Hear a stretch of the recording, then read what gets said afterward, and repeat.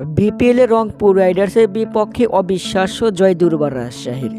গতকাল রাতে রংপুরকে 2 রানে হারিয়ে পয়েন্ট টেবিলে 4-এ উঠেছে দুর্বার রাজশাহী। বিপিএলের প্লে অফ নিশ্চিত করতে আজ 27শে জানুয়ারি সন্ধ্যা 6টা 30 মিনিটে সিলেটের বিপক্ষে মাঠে নামবে দুর্বার রাজশাহী।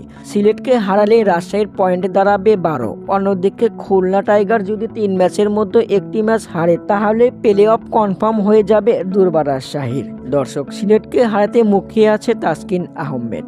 এবার বিপিএলে সর্বোচ্চ উইকেট শিকারীর তালিকায় শীর্ষে রয়েছে তাসকিন। সাকিবকে পেছনে ফেলেছে তাসকিন আহমেদ। এখন পর্যন্ত 23টি উইকেট শিকার করেছেন এই পেসার।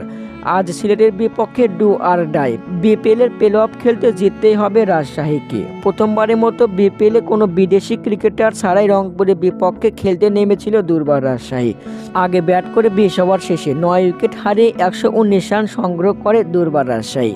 সেই রানের জবাবে পরে ব্যাট করতে নামেন রংপুর। দুর্বার রাজশাহীর বোলিং অ্যাকশনে বিধ্বস্ত রংপুরের ব্যাটাররা।